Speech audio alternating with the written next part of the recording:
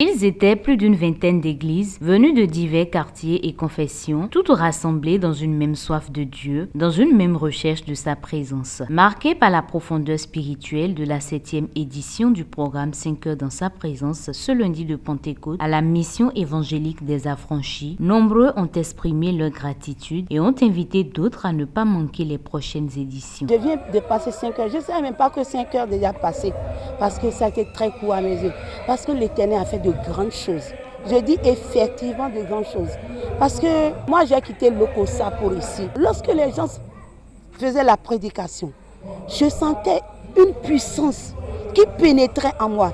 Et lors de l'adoration, j'ai senti une grande flamme. Il semble qu'ils ont mis du feu dans toute la chambre et tout brûlait en moi. Tout consumé en moi, je ne pouvais pas supporter. C'est de là que j'ai commencé par pousser des cris. Maintenant, je suis à l'aise. Moi, ça ne me suffit même pas.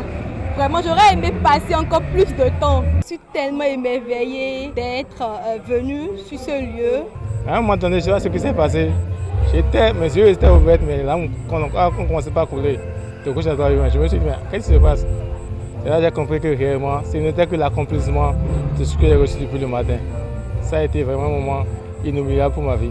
Passer 5 heures dans la présence du Seigneur, c'est quelque chose d'énorme. Parce que notre Dieu nous a fait beaucoup de choses. Donc, passer 5 heures même devant Dieu, là, c'est même peu. En fait, si nous voulons louer vraiment notre Dieu, en fait, il nous faut beaucoup plus de temps encore.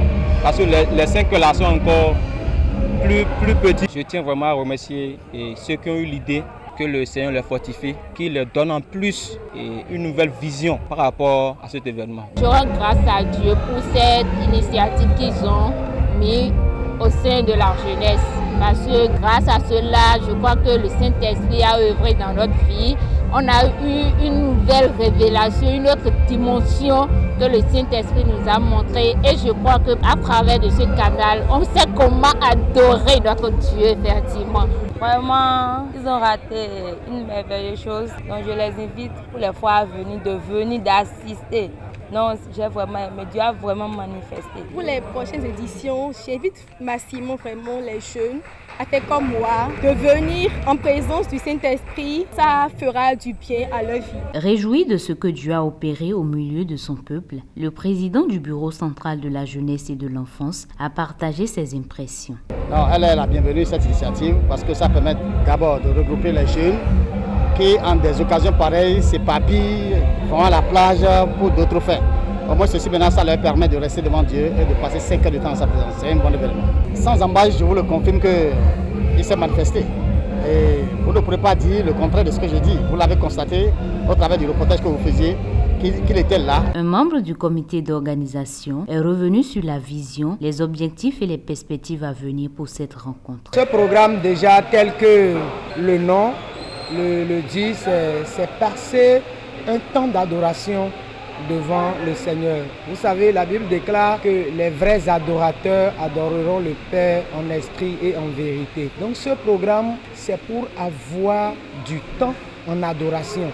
Parce que les cultes ordinaires que nous faisons, il n'y a pas vraiment du temps consacré pour l'adoration. Alors, le Seigneur nous a mis à cœur de trouver ce créneau-là où nous n'avons rien que l'adoration à faire. Nos objectifs pour cette édition ont été atteints. Pour les prochaines éditions, c'est toujours prier, rester dans l'union de prière pour que le Saint-Esprit, qui est le maître, l'initiateur même de ce programme, puisse davantage impacter pour des éditions à venir.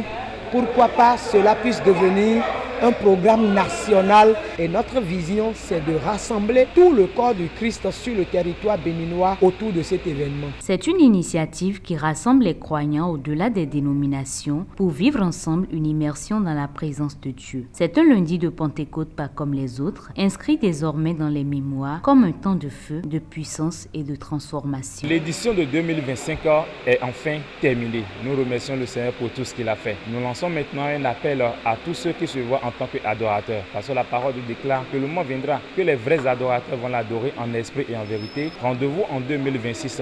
Si tu es un jeune, tu aimes l'adoration. Si tu es une personne de 3e âge, tu aimes l'adoration, rejoins-nous dans ce mouvement où nous soupirons aux dons spirituels. Vous êtes richement bénis dans le nom de Jésus.